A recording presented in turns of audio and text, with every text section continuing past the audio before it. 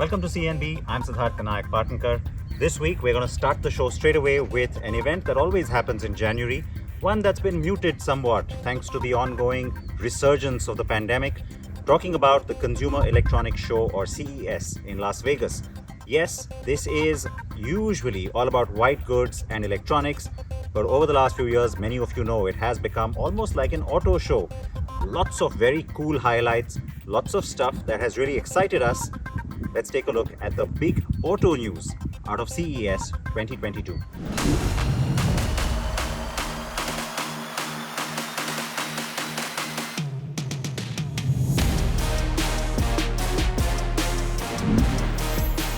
While self-driving cars took center stage at CES 22, there were also a number of major announcements by automakers, and more importantly, we got to see a bunch of concept cars and also a few cars that will eventually make it to the roads.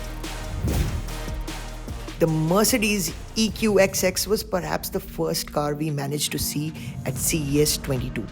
While still a concept, it is a fully functional car and it makes a bold promise of a 1,000-kilometer range with a drag coefficient of 0.17, something that we have never seen on a car, even on the EQS. It is slick and aerodynamic, with it bringing forth a new design language for Mercedes cars that will not be powered by the internal combustion engine. On top of this, Mercedes also showcases a bunch of new sustainable technologies for materials. Materials like Milo, a bamboo fabric-based carpet, synthetic silk, and a leather-like material made out of cactus were showcased on this car. It is truly cutting edge, yet real.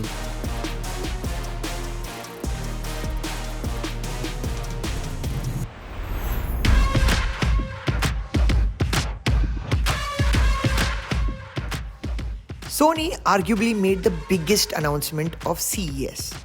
It announced the launch of Sony Mobility Inc., which will be a new business unit that will look to commercialize its electric cars. This was something that was on the cards, as during CES 2020, Sony had showcased its first Vision S electric car that was manufactured by Magna. This year, there will be another Vision S, dubbed the O2, in a 7-seat SUV form. It integrates technologies from all across Sony, with it having cameras and sensor technology from its world-beating camera technology business. It integrates technologies from all across Sony, with it having camera and sensor tech coming from its world-beating camera business. It even gets gaming and entertainment in its heart, thanks to PlayStation and Sony's movie studios, and also audio technology from its consumer electronics business.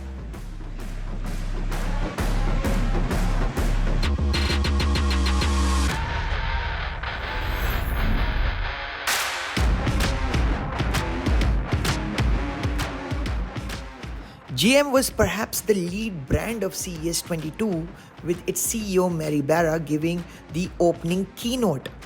And it had a lot to reveal, with its Chevrolet Silverado EV becoming a reality at the event. The Silverado EV will have a range of more than 640 kilometers, leveraging GM's Ultium platform in a package that costs less than $40,000, which will be critical for democratizing EVs in the US.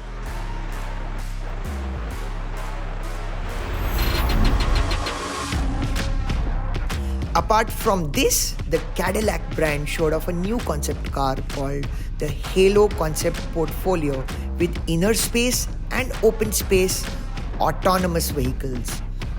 GM intended to showcase what multimodal luxury travel could look like when its Ultium battery technology is combined with autonomous technology that is being developed by Cruise.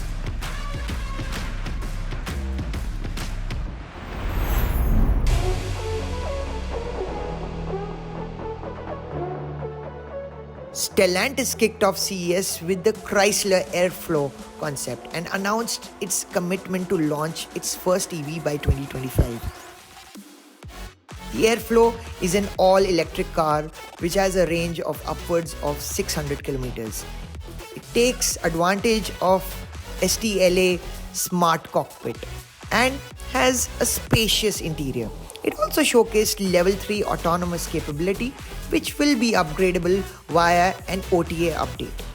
Stellantis also partnered with Amazon for connected car technology, which will be embedded into its vehicles by 2024. AWS will now become its cloud provider with a goal of having over 30 million connected cars on the road by 2030. Amazon and Foxconn will also be behind the STLA smart cockpit and brain systems. Alexa will be embedded in the smart cockpit.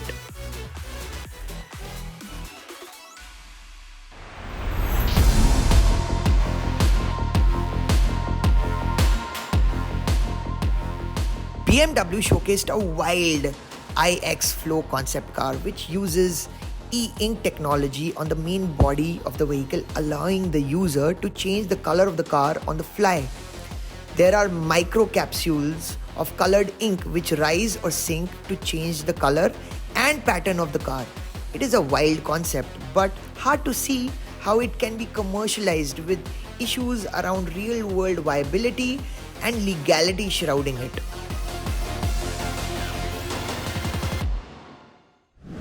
Let's take a very short break here on CNB, and when we come back, you will find out why I have the C5 Aircross from Citroën with me on the show.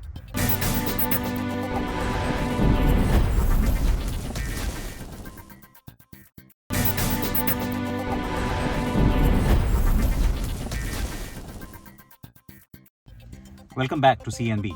Now, when the C5 from Citroën drove in, it was all about comfort and exclusive French styling and design. But is that enough? And how does it then stand up to its chief rivals? We decided to find out and put it to the test against the Hyundai Tucson and the Jeep Compass.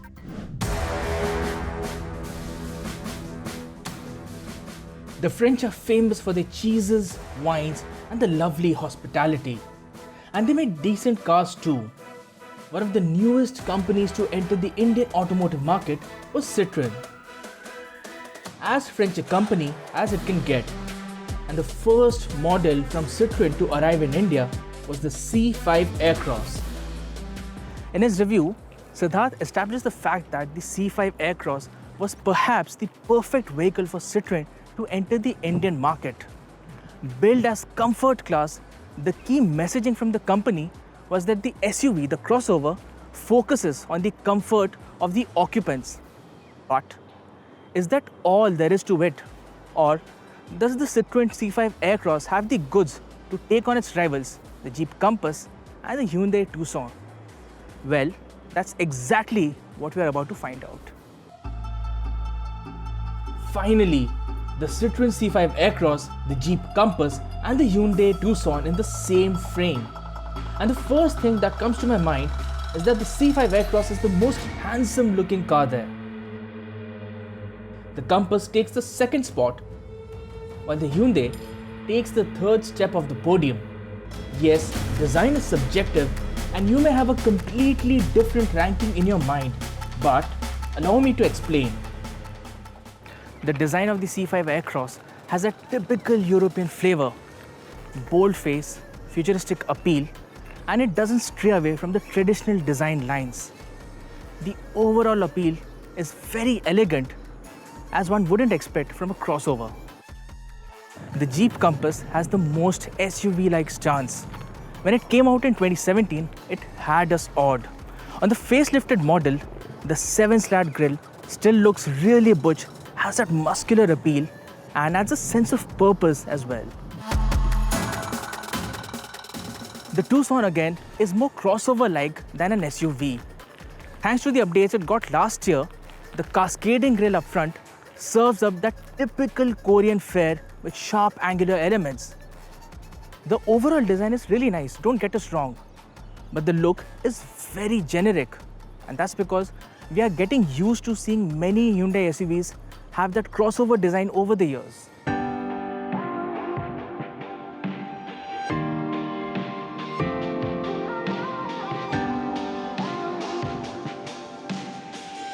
One look at the dimensions table on your screen and it is clear that the C5 Aircross is the biggest among the three cars here, be it the length, width, height and even the wheelbase.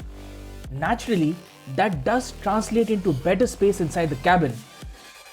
In fact, the C5 Aircross has the biggest boot among the 3 cars on test here, and that too by a significant margin.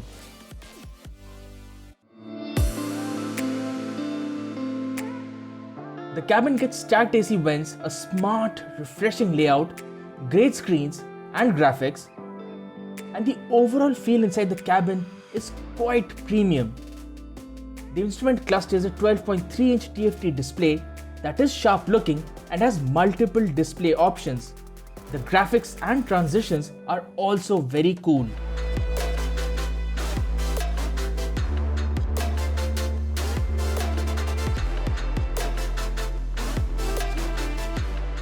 The cabin of the Compass was revamped extensively on the facelifted model.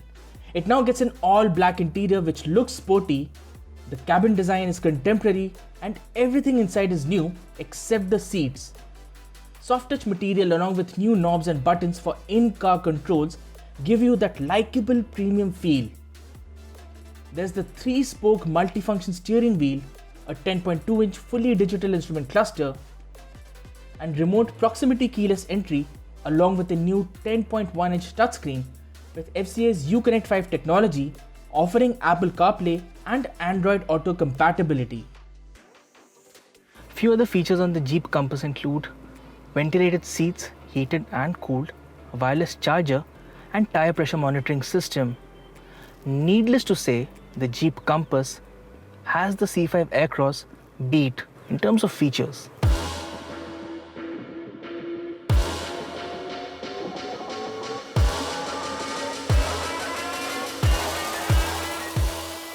Now, coming to the Hyundai Tucson, the cabin received several updates last year and now gets an all-black color. It also sports the same 8-inch infotainment system that supports Apple CarPlay, Android Auto and navigation as is on the other Hyundai cars. The new Tucson facelift is a connected car as well, thanks to the addition of the new BlueLink technology. The list of features is adequate enough. The cabin of the Tucson is functional but does not stand out against the other 2 SUVs. In terms of comfort, the Tucson has the Compass beat, offering better space for passengers, especially at the rear.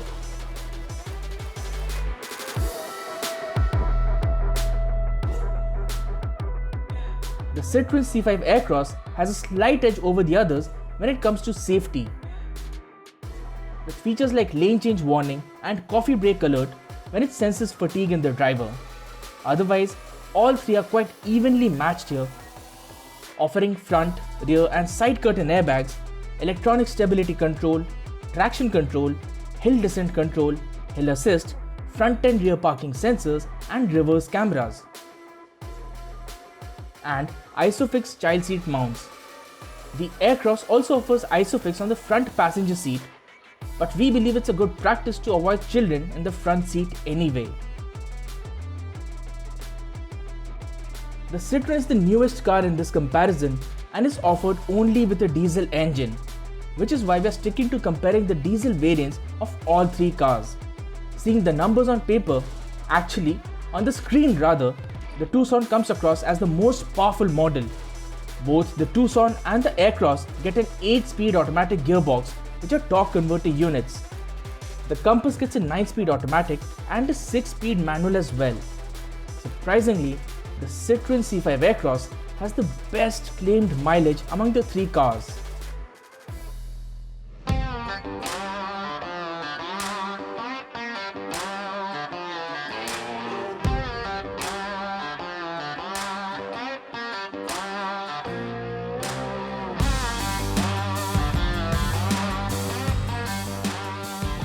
Driving the C5 Aircross almost feels as if you're gliding along on the road. The ride quality, I dare say, is perhaps the best in the segment. And it all comes down to this lovely progressive hydraulic cushion suspension. The in-cabin noise insulation is really good, but you do hear those sharp-edged bumps, and when the car goes over those, you hear the thud of the suspension inside the cabin, which can be dealt with. And if we talk about the steering, the handling of the car, the steering itself is nice and light and it feels easy to use when you're driving in the city. But as you increase the speed, you get that slight sense of weightlessness, which could have been done better by adding some more weight at higher speeds to the steering. But apart from that, Citroen always said that the focus is on offering plush ride quality, and I think Citroen gets that bang on right, the C5 Aircross.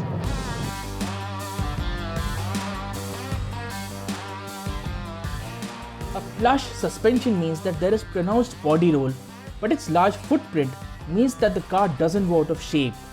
The diesel engine on the C5 Aircross has a strong, consistent power delivery which is very linear. It is best enjoyed when driven in calm, relaxed manner.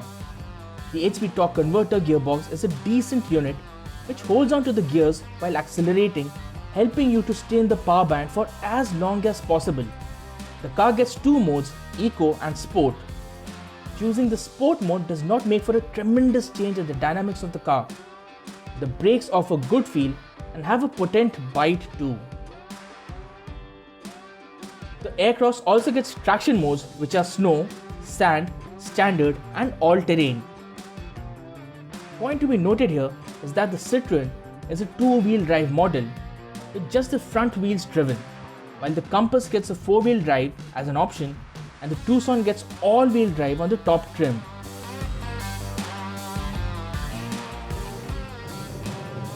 When it was first launched in 2017, the Jeep Compass offered the best ride and handling in its segment. And the story is more or less the same even today.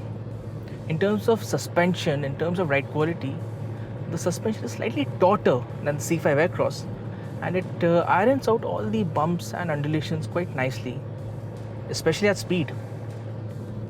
This is perhaps the best handling car amongst the three cars that we have here today.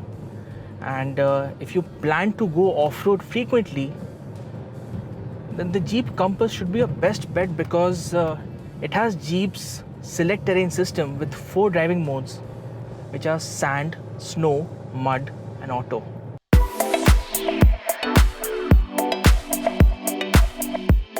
The 2-liter diesel engine offers a lot of pulling power and builds up speed quickly if you want it to. The 9-speed automatic gearbox is a little lazy though. The response is not as urgent as you would have liked, but is smooth nonetheless. It offers the best driving experience in the trifecta of the cars that we have here. The Tucson offers a smooth driving experience. It is a comfortable car to cruise in, and the diesel engine seems to be meant for relaxed cruising rather than offering spirited performance. The 8-speed automatic gearbox does the job well, but is a little slow when downshifting. Braking is on point too. It offers decent ride as well. Do note that we are comparing the prices of the diesel variants of all three SUVs.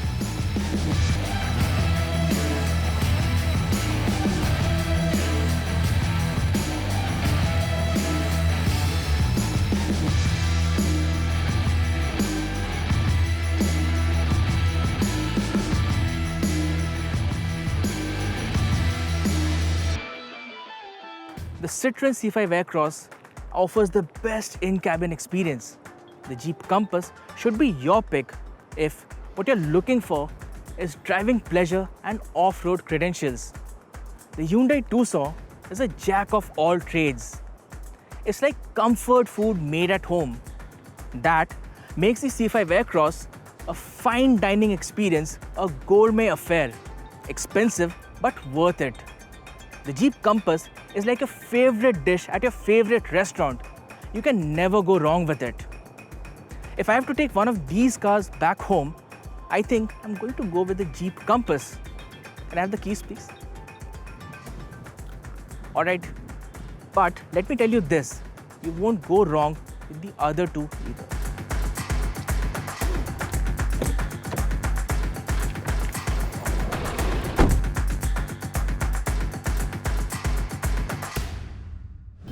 So that is a wrap here on CNB. Please react to everything on the show. Tell us what you'd like to see on the show. Please stay safe during the pandemic. Yes, we are worried once again with everything that's happening in the country. So always remember to keep your mask on when you step out and try not to step out too much. Also remember to please wear your seatbelts or your helmets and join us next week.